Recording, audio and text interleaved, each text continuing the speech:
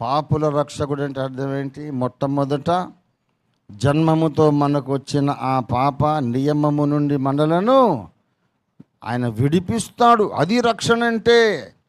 రోమాపత్రిక 7వ అధ్యాయము 23-24 వచనాలు. వేరొక నియమము నా అవయవములలో ఉన్నట్లుగా నాకు కనబడుచున్నది.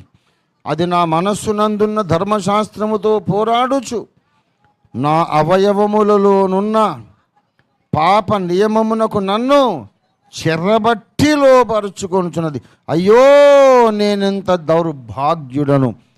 పాప నియమానికి నన్ను బానిసను చేస్తోంది ఆ నియమం. ఇట్టి మరణమునకు లోనగు శరీరము నుండి నన్ను ఎవడు విడిపించును?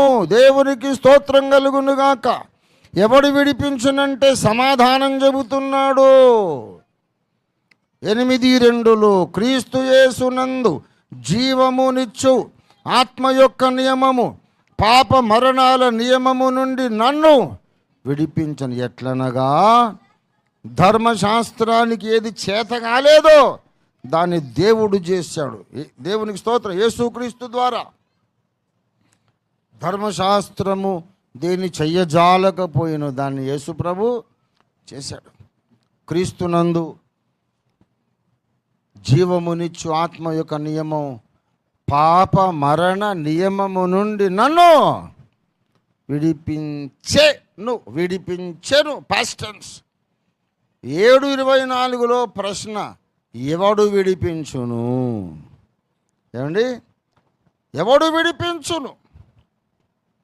8:2 జవాబు, యేసయ్య విడిపించెను. దేవునికి స్తోత్రం కలుగునుగాక.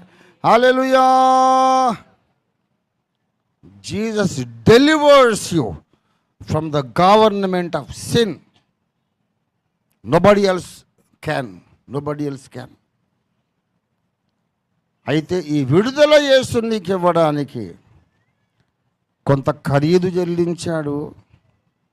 ఆ ఖరీదు ఆయనలో ప్రవహించిన దైవ రక్తం.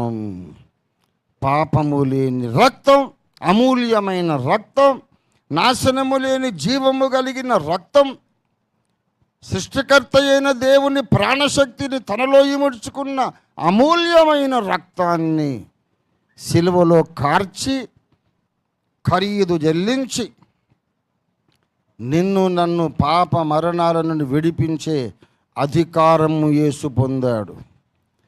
యేసు తన ప్రజలను రక్షించును పాపముల నుండి.